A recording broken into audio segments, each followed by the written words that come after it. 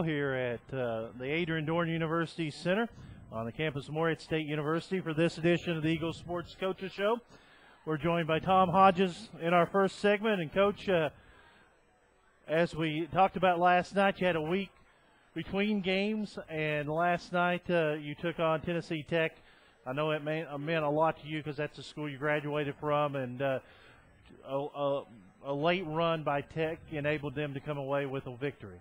Well, Jason, before we get to the gloom and doom of the day that is our basketball team right now, I think we'd be remiss to say we got our first boo of the year. Somebody booed Andrew. I like that the fact we're getting a little more rowdy in ADUC. That's nice. We need hecklers.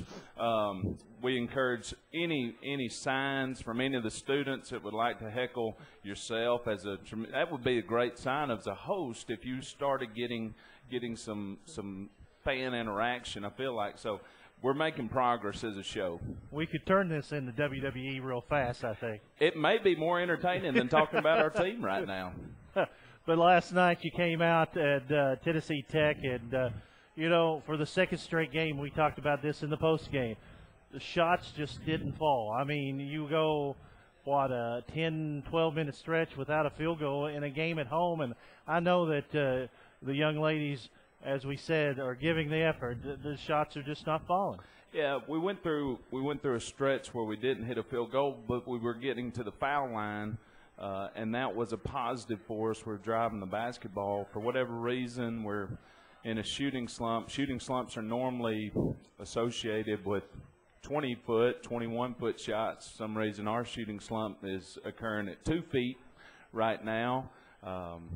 Something we'll continue to drill and address, but absolutely the effort has been there. We're on a 3-game skid right now, and one of them in overtime. Of course, UT Martin last week, and then Tennessee Tech losing our late lead yesterday. So it's a tough time. My favorite author is Louis Grizzard, and one of my favorite books he wrote was, "If love were oil, I'd be a quart low." Well, right now we'd be about quart low. But the best thing about basketball is redemption's right around the corner, and we'll have a chance to get a little bit better today in practice and hopefully carry that over to Murray State tomorrow night. As we talked about the scoring slump or the scoring downward in that, the defensive effort, you were right in it because you were keeping Tech from scoring too. Yeah, you hold them to 57 points. You reasonably expect to win that game, especially as fast as we like to play. You would just expect if you hold somebody under 60, you're going to come out on the right side of the ledger. We've just got to continue to execute and focus offensively and keep that execution discipline that we talk about and preach every day. We talked about this up 11 with about 7.5 minutes to go, and you made 3 substitutions. And we talked about this after the game, the fact that they had to take a little rest because they had played for most of the game. Yeah, it's funny. Matt Shabert, our SID, gives me a plus-minus after every game. It's really helpful to see what combinations and what lineups were the most effective. When we made that sub, that group that we subbed in played 2 minutes and 41 seconds, scored 2, gave up 11, so we were -9 with that group on the floor, and that was really the crux of the game. But at the same time, I don't know, hindsight's 20/20. We had played so hard to defend what I think is the second best backcourt in the league, and Takara Hayes and Jayla Harris, that Courtney and Linda were really spent. You could just see it. We were trying to transition the ball, and their bodies were just not where their minds were as far as running up and down the floor. So I thought if we could get them a minute, just save them a minute right before a media timeout, we would have a chance to close the game. But it was just one of those things. When it snowballed on us, we just couldn't seem to wrestle it back from them. You mentioned Harris and Hayes, the fact that did a pretty good job on those two. I mean, as we talked about last week we had the best guard duo in, and we have to count, and I count Courtney and Linda as one of the better guard duos in the Ohio Valley Conference. But another game, you have two of the better guards again for Tech coming in town, and did a reasonably good job defensively on those two. Absolutely. There's no doubt in my mind they're the best defensive backcourt in the league. Offensively, we're struggling a little bit, but defensively, we played so much better. I've watched both games last night and this morning. We played so much better last night than we did in Cookeville defensively. But offensively, we got the shots that we generated. We got the shots that we wanted.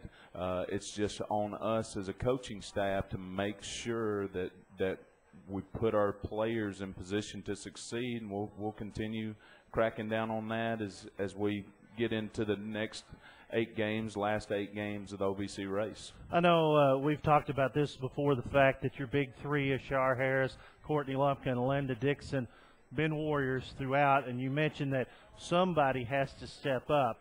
This is a time that, your seniors have given you the effort. Ashar leads the nation in rebounding, and it's a fact that, maybe Courtney and Linda and Ashar are pressing a little bit offensively. Well, it probably starts with me more than anything, pressing them, and I've got a really big cognizant of that. But if we were back in '81 when they played 6-on-6, and you can choose 3 offensive guys and 3 defensive guys, we'd be really good, because I don't know if the pressure has mounted and maybe self-generated, starting with me, to succeed with those young kids. Their effort is absolutely there, and it's just taking hold of their game and executing when they get on the floor. Thought Casey played well last night. Mackenzie played well last night. Almisha played well last night. What we've got to do is get from the playing well stage to that's the given, and now you've got to be productive. Well, you bring 7 young ones in, and it's a fact that they have pieced a little bit at a time together playing well. As you head into February and the OVC tournament, it's time, I guess, as a coaching staff to realize that they need to piece a whole game. They're no longer freshmen because they've played so many minutes. Yeah, they and it's not like they don't want it. They want it. And they come to practice every day and play very hard, and they give Moorhead State everything that they've got. It's just a matter of us helping them get over the hump of just trying to hold on for everything that they got versus going out there with confidence to expect to succeed and expect to make a play instead of afraid to make a mistake. Do you feel that this year has been a challenge to you and your staff, the fact that you come in and you have great success last year, and I know you hate losing more than any coach I've been around, and the fact is, you want to think that everyone's rolled throughout some of the difficult parts of this season? Well, don't want to say that you're a bad loser. A simple answer would be yes. Okay. I hate to lose more than I love to win, and I've certainly never been through anything like we're going through. But that's no excuse. The fact that we're playing as many freshmen as we're playing is no excuse. We have very talented basketball players that have been playing all their lives. So I'm very excited. I like this team. I really do. I like this team as much as any team that I've ever been involved with in 12 years because they're a likable bunch. They're great young ladies. They're great stewards of the university. They go to class. They're what the student athlete is all about. What we've got to do is make sure as a coaching staff that we're facilitating the best type of environment for them to become the best basketball players that they can, because I know that's exactly what they want. Murray State will come to town tomorrow night, 6 o'clock, airtime on the ESN at 5:45. Like to see a big crowd out. This will be a home game, and then we're in the next 3 on the road. Yeah, Murray State comes in. They played at home last night. Whoever figures out the OVC schedule will also discover Bigfoot, the giant pandas, and the Loch Ness Monster, maybe. And maybe I'll become the 5th member of the Statlers. We hadn't had a Statler brother reference today, Jason. We're working on that, you know. Right. You know, their people are talking to your people, and your people are talking to their people. The letter is traveling to Stanton via Pony Express, right, maybe, as we speak. Maybe walking there, but Harold and Don, we're calling for you. But tell us a little bit about the racers. Well, it doesn't get any easier. Murray State's, they beat Tennessee Tech 2 weeks ago at their place. Run up and down the floor, shoot a ton of threes. Mariah Robinson and Erica Burgess, again, a terrific backcourt duo. We talk about our big three. They really have a big three with Burgess, who's a redshirt sophomore transfer from southeastern Louisiana, leading them in scoring.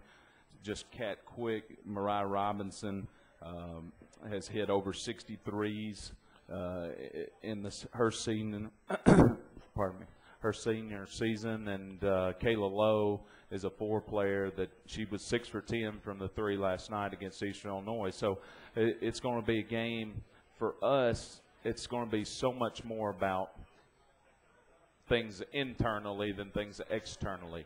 It's not going to be near as much about the scouting report as it is Morehead State and taking that refuse to lose or will to win attitude to the floor and doing everything that we can to get us a big home victory. And, of course, after that, you go on the road for 3 straight. You visit Eastern Illinois on Saturday, SIU Edwardsville on Monday, and then Eastern Kentucky. You know, they call our road trip Death Valley, but that's a pretty fair road trip going to Charleston, Illinois, and then go on to Edwardsville, Illinois. Yeah, absolutely. With Eastern leading the league right now at 8-0, and then Edwardsville, their first year as a full-fledged member of the league. I think they're in 3rd place with 6-3, so they're playing really well right now. And then obviously the rival with Eastern Kentucky. We're at a real crucial point of our season where a lot of seeding and a lot of things, people jockeying for position. We're right in the middle of the pack right now at 4-4 in the league. Certainly can make some lateral movement with the teams that we have left on our schedule. So nothing to be discouraged about outside of the fact we just got to get over that hump, Jason. Well, as you mentioned on the postgame show last night, still in the middle of the OVC race, and you know, we hit February in stride and can, you know, kind of hold our own destiny. Yeah, absolutely. We chart our own course. That game with Tech last night, we were both in 3rd, so now that drops us a game to 4th. We're tied with Murray State for 4th, and we'll just it seems like for the next week and a half or 2 weeks, it's going to be like that every night, where every game is going to be pretty significant in terms of looking at the end and how this thing's going to shake out in Nashville. We've got to play with great urgency, and that's one thing that I think Courtney and Linda are doing. They're playing with unbelievable urgency, knowing this is their last semester of college basketball. This is their last ride through this thing. So I'm very encouraged with that. What we've got to do is get everybody else on that same page. We do that, we'll be in good shape. Murray State comes to Johnson Arena on Wednesday for a 6 o'clock tip-off, OVC battle. And, Coach, I guess we'll talk to you next week. If Andrew has us back, I don't know. I wait with bated breath every Sunday when the email comes out if I'm on the docket. I mean, it's like Christmas if Andrew includes me for the Eagle Sports Coaches Show, and I'm just blessed. I don't know. Maybe it's because we hadn't had as many hecklers, and they're just really afraid of him. Maybe they're afraid. he just puts together and produces an unbelievable show every You like week. his warm up that he does. Oh yeah, I mean it's Hollywood quality. You know, they have the warm up acts that kind of get the crowd ready. Can't you see the crowd? They're just in a furious uproar right now. Look at these students over here. They're just raring to go, and it's because of Andrew. It's very impressive. You're going to have to make it. You know, you're going to make us have to hire security for this. I know. We're going to have to secure the area. Yet, I mean, it's just getting out of control right now. Your signs are obviously not doing the job. Tom, always a pleasure. We'll talk to you next week. Jason, have a great rest of the show. Tom Hodges, head coach of the Morehead State women's basketball program. We'll come back with more after this timeout. This is Eagles Sports.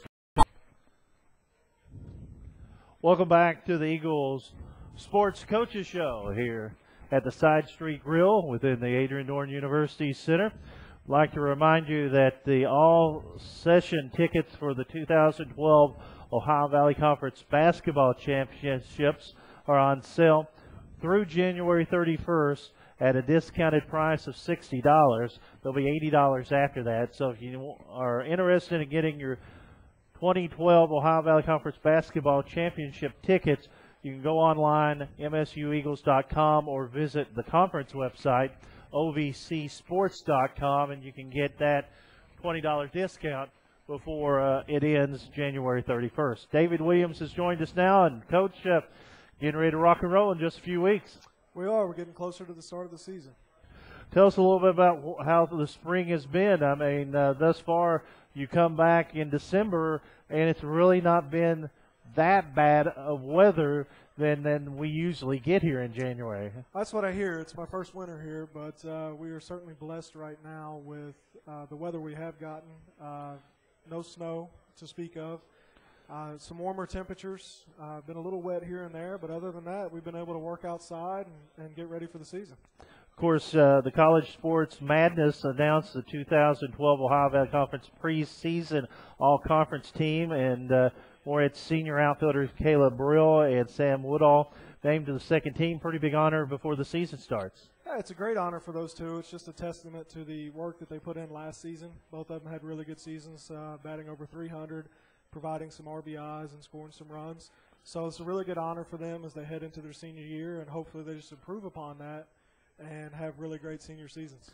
Well, we talked about getting started in August when you got to be here. You had a fall under your belt, and now you had sort of most of the spring to get ready. How's it been? Been good. Been good. We progressed quite nicely. We get better and better every day. Things are starting to come together. Everybody's getting on the same page, and we're starting to put everything together. And I really feel like once we get going a little bit, to start to see some live pitching and really get into a rhythm with games, we're going to start to be able to really, reach our potential and peak. I know it's been a little wet out in the region, but have you got to go outside a lot this early part? Yeah, we've been pretty fortunate. We've been on the field quite a bit. When we haven't been on the field, we've been on the turf on the football field. Really limited our time inside. Really, if we've done anything inside, it's just hit because it was too cool outside. But we've been very fortunate to get defense in outside. Tell us a little bit about the personnel that you may count on when the season starts. Well, we have quite a few starters back from last year, and I can see quite a few of those players getting significant time this year. Probably the most notable, like we already talked about, were Samantha Woodall and Caleb Brill coming back in the outfield. We're also returning a starting outfielder in Elizabeth Wagner. In the infield, Amber Riddles is a returning starter. Stephanie Etter, Kayla Ashbrook all started last year.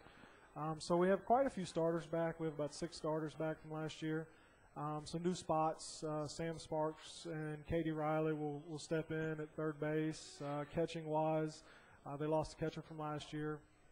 But we have Jamie Massaro, Courtney Rodas. They should be able to help out. Pitching-wise, we're going to rely on all of our pitchers. And then we have several other players that are doing really strong as well that could play significant roles. Pitching is so important, it seems like, early on in the season while it's cool and maybe the bats are a little slow to catch up. You mentioned you're going to rely on your pitching staff. Let's go a little deeper into that with the personnel. Well, we have 5. Probably our hardest thrower is a junior college transfer, Katie Post. She came from Volunteer State, lefty. So she brings an element that is a little different because she is left-handed. The ball moves a little different. But then she has the velocity as well, which could really play a factor. As far as returning pitchers, we have Kelsey McMurray and Ashley Imperial that threw quite a bit last year, and each one of them bring a unique quality. Everybody's strong in different areas, but I've seen a big progression in returning pitcher Jamie Whitcomb as well. I think she could really play a significant role for us this year. She's probably right behind Katie Post in velocity, so that's really going to help her a lot. And then we have Brittany Chapman, who's a freshman pitcher for us, and she is different than the other four. A lot more off speed, a lot of down movement, forces a lot of ground balls. So she could be really important for teams that we need to, make sure that they don't get the ball up in the air and get it out of the yard, keep it low, and just play defense behind her. I know looking at your schedule, you begin the season a lot on the road, and that's a good mark because the fact that here in East Kentucky, the fact it's hard to get out early on. It seems like it's always either snowing or raining, but you begin with some good tournament action and some good places to go.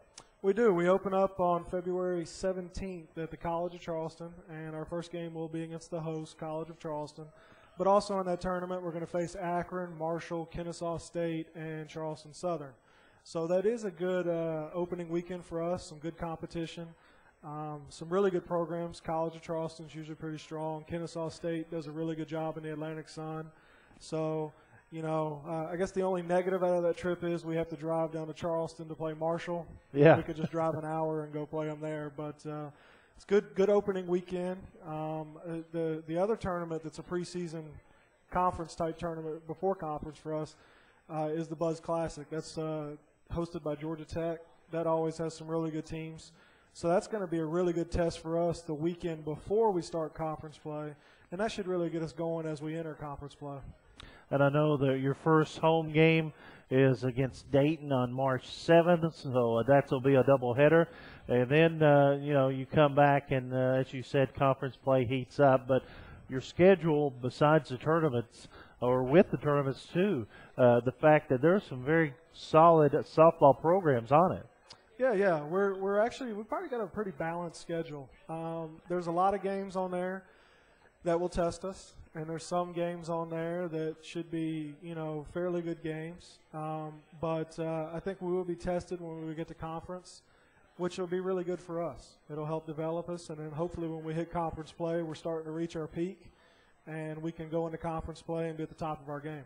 Well, let's talk about the Ohio Valley Conference. What have you found out? Who may be the teams that we need to watch out for this year?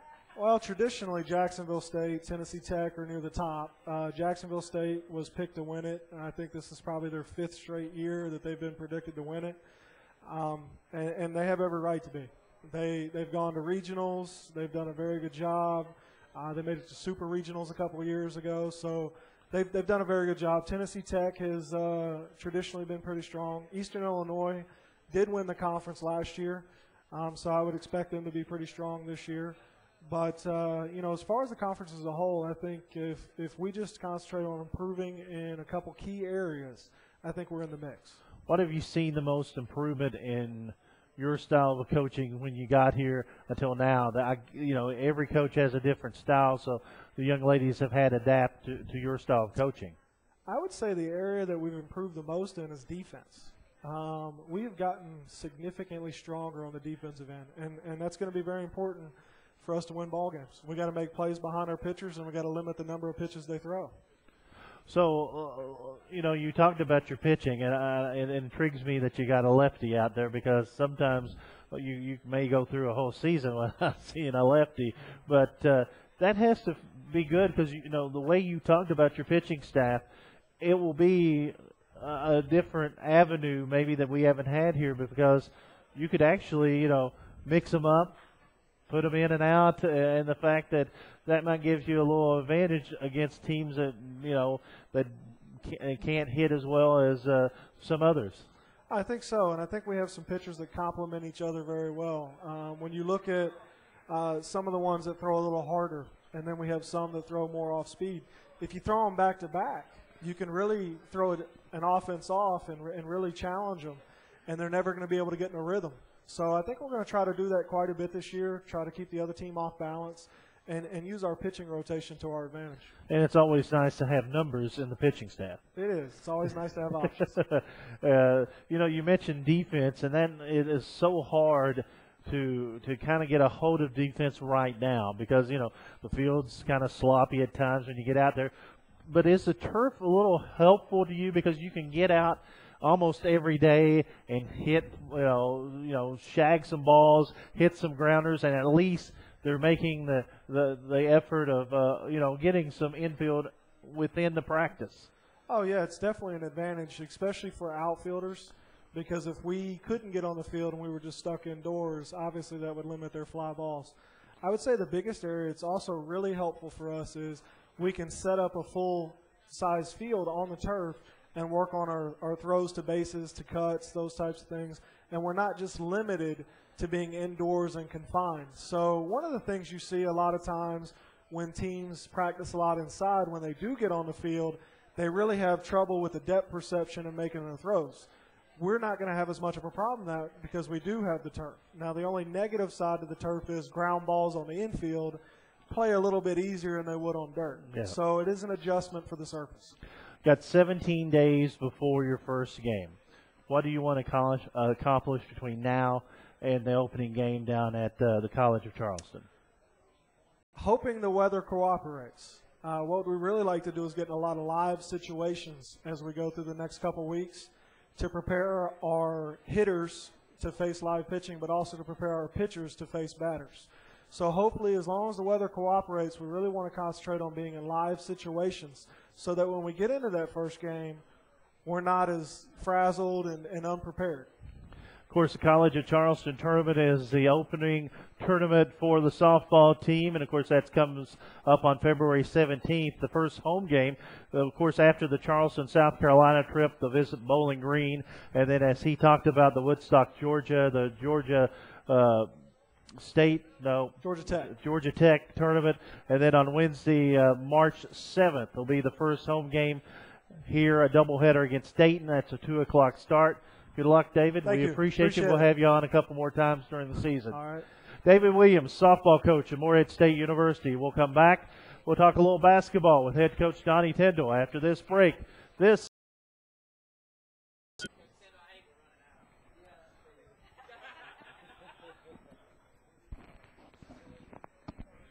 All right. Thank you, sir. Okay. Okay. Thank you. How you doing, man? good. Good. We'll do 2 10-minute segments. 2 what? 10-minute segments. Okay. Fine.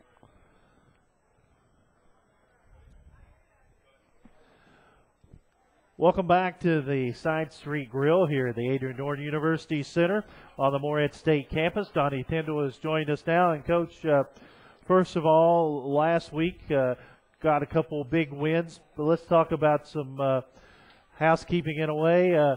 Ty Profit, big honor, OVC Player of the Week. Well, I think it's fantastic. You know, you always pull for guys like Ty because, number one, he came in with a lot of local recognition. He was a 2-time first-team All-Stater in Kentucky. He led his team to a state championship. He signed with Notre Dame. He comes into our program and has to kind of accept a role his first year playing behind 2 really good guards, and Brandon Shingles and DeMonte Harper. And, you know, that's not easy for a local guy to transfer down to a mid-major school and have to accept that role. But he did that, worked extremely hard. And then last season was a huge part of our success, starting every game, but was still a complimentary player with Kenneth and DeMonte and even Terrence Hill to an extent. And then this year it's his team. You know, he's paid his dues. He works extremely hard. He reminds me a lot of Leon Buchanan in the fact that he never has a bad practice from an effort standpoint. And so Ty is very deserving. I'm proud of him. And he's an exemplary role model because not only is he a very good player, He's going to graduate on time. He's a 3.9 student.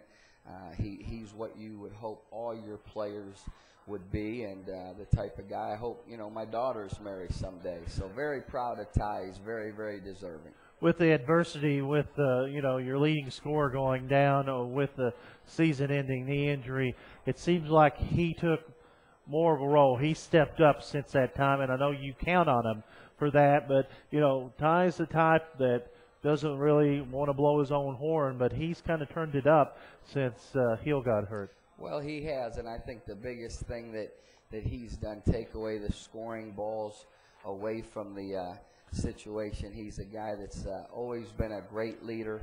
He and Terrence kind of shared that role, but with Terrence being out, he's been even more vocal. He's been even more, challenging to his teammates. He's been even more encouraging for his teammates. So he's a guy that does a lot of different things. And, when you think about it, he plays all the way from the point through the four. And that's hard to do. We run a lot of set plays to get certain guys the ball in situations where they can score it. And he's a guy that not only has to learn one position in the set plays, but 4 different positions. And I said this the other night, we've got some guys that play one position and one position only and can't remember everything. So that's a credit to his mental toughness and just being a gym rat, watching extra tape, etc. So a huge part of our success, and we hope that he finishes his senior year the right way. Well, you started off last Tuesday, couldn't make it to the show last Tuesday. We'll forgive you because you came up with a big win against Norfolk State, a very solid basketball team. Well, no question. It was a great road win. They were 15-5, had won 8 in a row coming into that game. They're very talented. They're undefeated at that time. I don't know if they still are in conference play. But that was a great road win, and had some things not go our way the last 4 or 5 minutes, but our team stayed resilient, showed tremendous grit. 9-hour bus ride to get there, and the 9-hour bus ride home didn't seem like 9 hours coming off a win. That was a very good win for our team. You start the first half shooting 56% from the field, on the game 54. So you go on the road. Sometimes it's hard to shoot that well. Well, it is, and I thought at halftime I told our staff, I think we were 8 for 10 from 3 at the half. I said that's fool's gold. That'll balance out in the second half. But fortunately, we shot it pretty well the second half, not quite as well from 3, but we still shot a high percentage overall. And I think that's guys like Marcel Holden are taking fewer challenge shots. Guys like Milton Chavis are taking fewer challenge shots. They're making the extra pass to get a teammate a great look, sometimes even turning down a good shot to get a great shot. And you would hope your team would be doing that at this point in time in the season, and I think those guys are doing that. Marcel did that against Tennessee Tech the other day, had 2 or 3 great passes that probably a month ago he would have forced a shot, and it probably would have been a missed shot. 2 things jumped out. If you see the box, you out-rebound them 33-24, and they have very athletic team. Well, they do. They're long. They have a 6'10" kid inside that some people are projecting will be a draft pick in the second round. He's the player of the year in their league, and we held him to 7 rebounds, out-rebounded that team with, as you said, a very long athletic front line. And, again, I just think that's a testament to our guys playing with some grit and toughness. And, we've been a pretty good practice team about the last 2 months, and I think it's been reflective in our play. Another thing that you worked your magic with your bench. You outscored 25-15, and with the adversity of losing your leading scorer, some of these young men are, have adapted to the roles now, and you have to give yourself and your staff a lot of credit because right now, you've got your rotation down pretty good. Well, we do, and I think the biggest thing is, Jason, we said early in the year that I didn't think this was my most talented team. I didn't think it was necessarily going to be our best team, but I did think it would be our deepest team. We have 9 or 10 guys that are very similar. You can go to our bench and not lose a whole bunch. Guys like Marcel Holden, who's had 20 points on 2 different occasions this year, can come off the bench and give you some offensive firepower. Devon Atkinson the last few weeks has done a nice job. defending and not turning over as much as he did early in the season. You know, you're bringing Khalil Owens off the bench, Milton Chavis at times that can give you some rebounding and scoring. So we've got some different pieces there that when you do go to the bench, you're not losing a whole bunch, and in some cases gaining. So that's been encouraging. And I think the way you look at it, and as we've discussed many times, the fact that if they don't put it out in practice, they're not going to go out in the game and start, and the fact that you're kind of dangling that starting position over some of them, make them work even harder, and then with the people who are on the bench, they want to get back in that lineup for you too. Yeah, and I think, you know, we've played 23 games. I'm just speculating or guessing we probably had 12 to 15 different starting lineups, and you know, last year we went with basically the same 5 all year, so it's predicated on who deserves those opportunities, like you said, based on practice. But I think this year with some guys not bringing it every day and different guys stepping up at different times, roles have changed, or at least minutes have changed, and I think that's a good thing when you have guys that you don't have to start to feel like you can win. It makes guys bring it every day in practice and try to either keep their spot or go earn their spot back, which is, it's good, it's healthy. I kind of liked yesterday. I got to see the last little bit of your practice before the women's game, the fact that you were doing some conditioning, but it was a little game between 1-5 against the second 5, and they were really into it because they didn't want to run that much. Well, no question. Our practices have been spirited with a lot of energy and enthusiasm. Really about the last month, maybe even 6 weeks, guys have finally bought in and understand what it takes to compete at this level. And I don't think you win 4 out of 5 after losing your best player if guys haven't practiced the right way. So you got to give our kids a lot of credit. Even a guy like Milton Chavis, who has been up and down, he's now in the starting role the last game or two, and he played his season-high 29 minutes. So he's understanding, and sometimes I always say this, some guys get it in November, and some guys get it in February. Unfortunately, some guys never get it, but we do have some guys that have figured it out and are practicing the right way. Donnie Tyndall is our guest. We'll come back. We'll discuss a little bit about the Saturday game against Tennessee Tech. We'll also talk about the Bracket Buster that was released yesterday, ESPN Sears Bracket Buster. We'll see where MSU will be going come February 18th. I think that is the date. We'll come back with Coach Tyndall and more on this edition of the Eagle Sports Coaches Show. Side Street Grill here at the Adrian Dorn University Center. I'd like to remind you one more time, since time is a little bit running out, all session tickets for the 2012 Ohio Valley Conference Basketball Championships are on sale now at a discounted price of $60. After January 31st, or as of tomorrow, tickets will raise to $80. And, of course, you can find more information about the 2012 Ohio Valley Conference Basketball Championship at msueagles.com. Or you could go to the conference website, ovcsports.com. Donnie Tyndall has joined us. And, Coach, after getting the big win Tuesday night, you travel back and you have another big game. You go back to conference play. Tennessee Tech comes to town on Saturday, and you come away with a big win. Well, it was a great win. I think Tennessee Tech is an outstanding team. They're very, very talented. You know, when you look at all the preseason publications and even the OVC coaches and media voted Austin Peay and Tennessee Tech 1 and 2 or 2 and 1 in every publication. Obviously, Murray State has proved everyone wrong having the season they're having, but we've already beaten Austin Peay. We've beaten Tennessee Tech.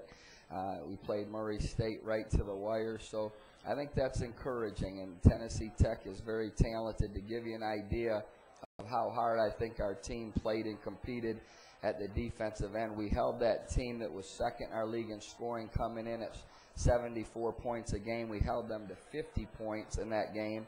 And then 2 nights later, Kevin Murphy himself gets 50 points against SIU East. So I think our kids are trying to guard and rebound and play the right way at the defensive end. And with Terrence out, we know we're not going to outscore a lot of people. So we have to do that to be competitive. And then with that being said, late in the game, Ty Profit, I believe Marcel Holden, Drew Kelly all stepped up and made big shots to kind of get us over the hump at the offensive end.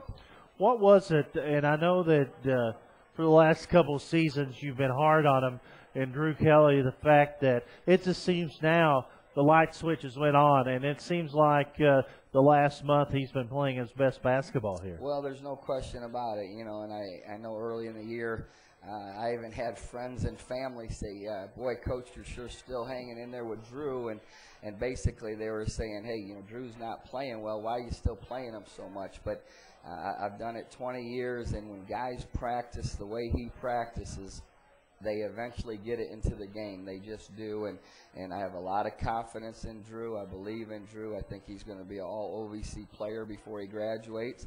And I even said, a friend of mine earlier this year, he said, if you get that guy to be all-OVC, when I told him that, he said, you need to be Coach of the Year. So I saw him after the game the other day. I said, you think I'll get any votes? But it's really nothing to do with me. It's all about Drew and how hard he works, and now he's relaxed and gotten comfortable enough that he's getting it to the game. And he's going to be an all-league player at some point in time, and he's been playing fantastic here of late. A lot of coaches' sons are guards. I mean, you don't see a really big guy sometimes. Of course, he has a tradition. Grandfather Lake Kelly, a tremendous coach in his own mind. Of course, you have Brian, his dad, who's now at Fleming County, a coach when he was at Tennessee, the high school that he came out of. The fact that has to play a part in his work ethic too. Well, there's no doubt about it. Early in the year when he was struggling, I brought him to my office and we watched some tape of his game last year against Tennessee Tech when he played so well, and we had a good conversation. He was such a good kid. I said, what are your goals? What are you thinking about? What do you want to do? And he said, well, Coach, I want to play basketball in Europe after college, serve the Lord, and different things we're talking. I said, all that is great. I said, what does your grandfather think, looking down on you from heaven, about the way you're playing in these games? And he said, well, he'd probably be disappointed. I said, do you think he'd be disappointed because of your effort or because you're afraid to fail? And he said, well, probably because I'm afraid to fail. And I said, well, here's the thing.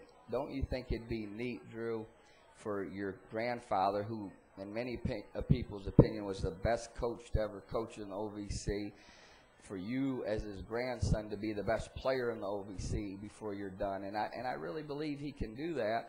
And he said, you're right, Coach. And he gave that some long thought, and we continued our conversation. And so he's one of those guys that you can have some deep conversation and bounce some things off him like that. But on the flip side, that's kind of what holds him back, because he overthinks things too much. And I think now he's always had the great effort, but now he's relaxing and just playing basketball and enjoying himself. And again, I do think he's going to have a chance to be an all-OVC player.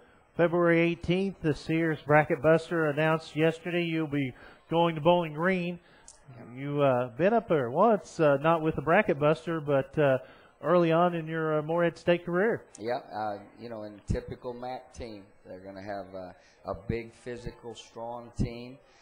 Those guys always kind of beat on you and bang on you. We played Kent State of the MAC earlier this year, Ball State out of the MAC earlier this year, and they've got a new arena, which I hear is really, really nice. So I'm sure the environment will be tough and challenging, but that's everywhere on the road. It doesn't matter where you go, and we're excited to be part of Bracket Buster Weekend, and hopefully we can go on the road and play well. Speaking on the road, you leave tomorrow and play on Thursday night. A very, not a crucial, but any part of this, I guess when you get to February, it's crucial. But very tough road trip coming up for the Eagles. Well, it is. We've not had a lot of luck at Eastern Illinois the last few years. And SIUE, in my opinion, is very much like ourselves in the fact that they're a gritty bunch that play extremely hard. And both of those games will be challenging and tough environments. Everyone's kind of fighting either for their conference tournament life or the seeding or whatever. So every game is so hard fought, Jason. We know both of these games will be very challenging. But, again, we had a great practice yesterday, and I think our team will be excited and ready to go.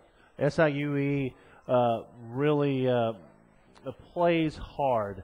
Watching the Murray State game last week, that was a big deal for them coming into the conference and getting to host a nationally televised game. But one thing their coach does, he expects them to play hard. Well, no question. I have a great deal of respect for Lennox and the job he's done taking that program in transition from Division II to Division I, and his team competes. I'm serious. They play very, very hard. They're gritty, and we know it's going to be a tough challenge for us. And you mentioned on Saturday you traveled to Charleston. The Lance Arena has been a bugaboo for Morehead State for a long, long time. Yeah, it has. You know, I think we won my first year there, and I think about how tough of a place it is to play. I don't believe Kenneth and DeMonte won any of their 4 times, and going up there, we've lost some nail biters that literally come down to the last possession of the game, and we don't expect it to be any different. Eastern Illinois is fighting for their tournament life, and we know we're going to get their very best shot. I'm sure they'll have a great crowd. It's always loud in there. It's a small gym, but it gets really loud. So, again, we'll have to be prepared and ready to go.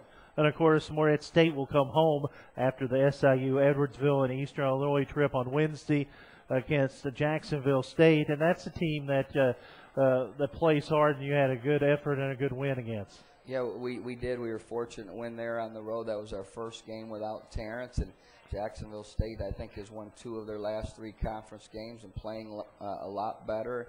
So every game, Jason, is just a battle, and fortunately we'll be on our home floor, and I'd like to take just a second and thank all our students and faculty and staff that have came out the last few weeks, the Murray game, the Eastern Kentucky game, and certainly the other night against Tennessee Tech. They've been a huge part of our success here at home. Some great environments that make it challenging for the opponent, so we certainly appreciate them and hope they'll be out on that Wednesday against Jacksonville State as well. Eagles on the road this weekend, SIU Edwardsville tomorrow or Thursday night at 8 o'clock, 7:45 airtime on the Eagles Sports Network, and then Eastern Illinois on Saturday. That'll be the second part of a men's and women's doubleheader before returning home next Wednesday, February 8th, Jacksonville State.